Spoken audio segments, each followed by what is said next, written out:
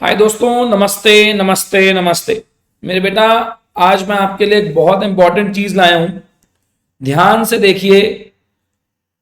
मई का एग्जाम, बच्चे के मार्क्स आए हैं 87 आउट ऑफ 100। तो ऐसा क्या काम करा इस ऑल इंडिया रैंकर ने जो इसके 87 मार्क्स आए।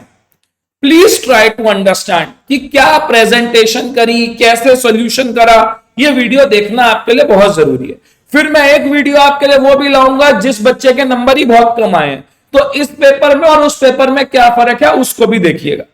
तो देखिए ध्यान से। सबसे पहले बिल्कुल क्लियरली सब कुछ लिखा गया है और उसके बाद ये देखिए कैसे कैसे आपको मार्क्स मिलते हैं, इसने कौन कौन से क्वेश्चंस करे सब वो टिक हो रखे हैं। उसके बाद में देखिए, जैसे यहां पे ध्यान से देखिए, इसने फर्स्ट करा कंपलसरी था, उसके बाद में सेकंड करा, थर्ड करा, फोर्थ इसने नहीं करा तो टिक नहीं लगाया उस पे, फिफ्थ करा और सिक्स्थ करा। अब देखिए ध्यान से, ये देखिए सबसे पहले इसने कंपनी अकाउंट्स के पार्ट से चालू करा।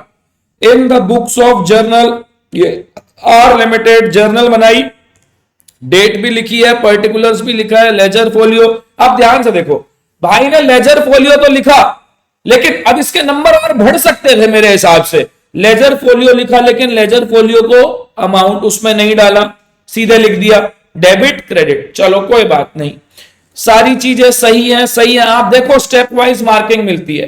एक एंट्री इसकी यहां पर ये गलत हो गई, ठीक है। उसके बाद भी अगर आप देखो तो यहां इसको नंबर मिले हैं, ये जैसे आए 8.5, दिख रहे हैं आपको पूरे 8.5। और उसके बाद इसने वर्किंग नोट्स भी बनाए हैं पूरे के पूरे, ध्यान से देखिए। और वर्किंग नोट बनाए हैं तो 2.5 और मिले, तो टोटल आप देखो 6A के टोटल 11 नंबर आ गए कि नहीं।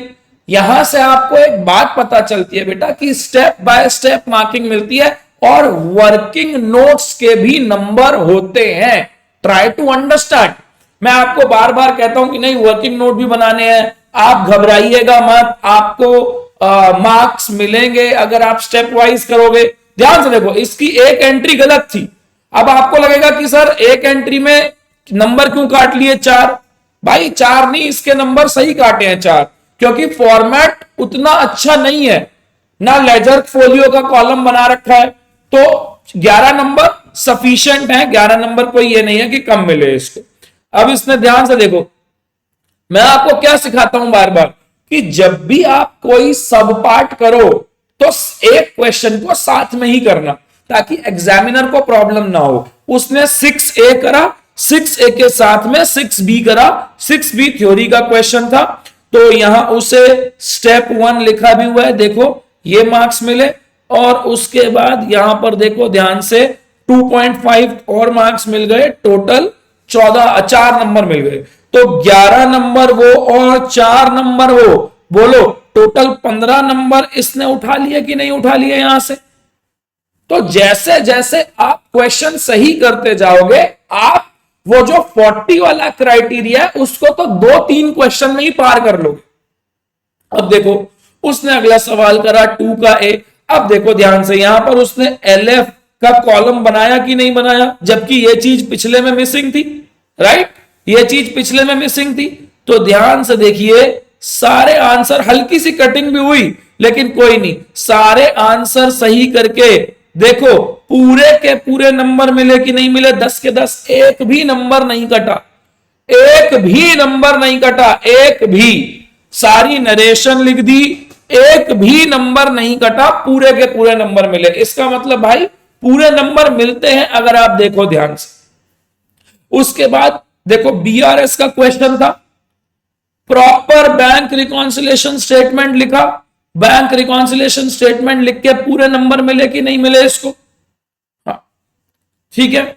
उसने देखो ध्यान से, उसने नोट में लिख दिया कि सर मैंने ना BRS प्लस माइनस बेसिस के बनाई है। हमने कैसे करा था, हमने ऐसे करा था, एक जगह ऐड लिख दिया और एक जगह लेस लिख दिया। उसने पहले ही कह दिया, उसने कहा सर मैं अपने फॉर्मेट से बना रहा हूं प्लस माइनस, लेकिन उसने यहां लिख दिया, करेक्ट लिख दिया।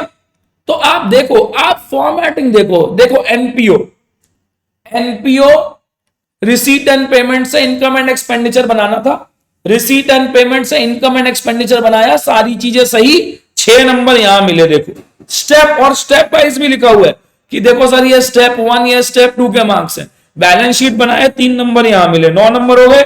लेकिन क्या मैं कहूं ओपनिंग बैलेंस शीट वगैरह भी बनी, 2 नंबर यहां देखो ओपनिंग बैलेंस शीट के भी मिले। उसके बाद वर्किंग नोट भी बनाए हैं इसने पूरे, और देखो वर्किंग नोट के भी नंबर यहां पर मिले, और उसको टोटल मार्क्स जो मिले इधर देखो ये सारा कर दिया, ठीक है, यस। तो टोटल नंबर हो गए। इसी प्रकार से अब आप यहां देखोगे, आप प्रेजेंटेशन देखो उसकी, पार्टनरशिप का सवाल करा, रिवैल्यूएशन बनाया, 1 नंबर यहां मिल गया। पार्टनर्स कैपिटल बनाया, थोड़ी बहुत गलती हुई, 3 नंबर यहां मिल गए स्टेप 2 में। आगे चला, अब देखो यहां इसके नंबर काट लिए हल्के से। अब नंबर क्यों काटे आप बात समझिए। क्या मैं कहूं यहां भी गलती करी, एग्जामिनर ने कहा चलो कोई बात नहीं ठीक है, लेकिन जब यहां और कटिंग करी तो उस समय एग्जामिनर का मूड थोड़ा सा चेंज हुआ होगा और उसने ऐसे कर दिया। देख रहे हो। अब एक चीज ध्यान से देखो, कल मैं आपको पार्टनरशिप पढ़ा रहा था, मैंने क्या कहा था कि कोई सैक्रिफाइसिंग कोई गेनिंग नहीं, इंडिविजुअल पोजीशन देखते हैं कौन कितना। तो इसने दोनों एक साथ लिखा, गेनिंग स्लैश सैक्रिफाइसिंग, ठीक। और देखिए, तो ये देखो आपको पूरे नंबर दिखे क्वेश्चन नंबर 3 में, टोटल 19 नंबर मिले। तो इसी प्रकार से आप देखो एक एक चीज, डेप्रीसिएशन अकाउंट, एक एक चीज उसने बड़ा क्लियर करके लिखा है कि नहीं लिखा।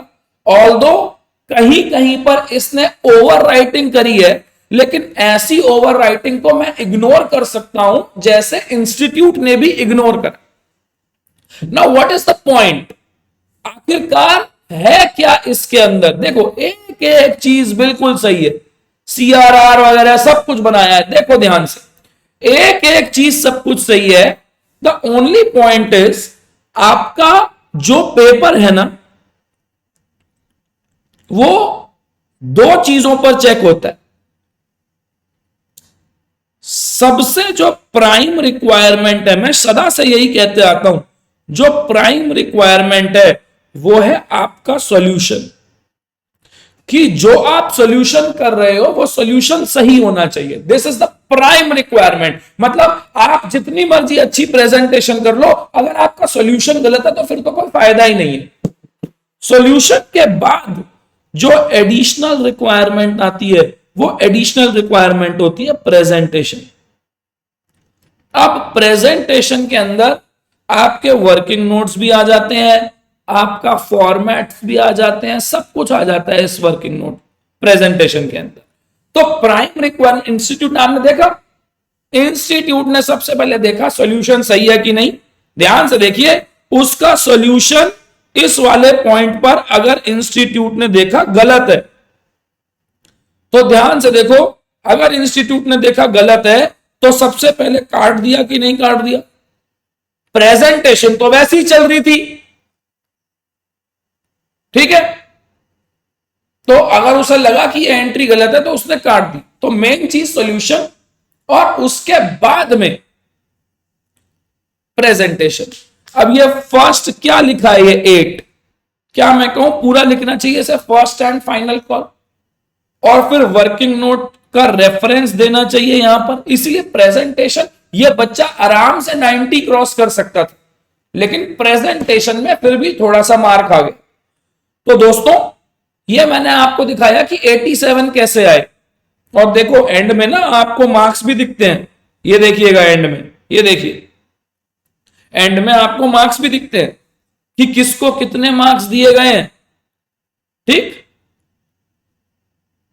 तो इस प्रकार से आपको पेपर करना है। मैं ये कहूंगा कि थोड़ा सा और अच्छा कर सकता था ये बच्चा, ताकि इसकी रैंक और बढ़ जाती। बात समझो, 5 नंबर और होता तो और रैंक आती ऊपर की। तो आप भी इसी तरीके से करिए, पढ़ते रहिए, मेहनत करते रहिए, मेहनत करने वालों का हमेशा अच्छा होता है। Thank you so much.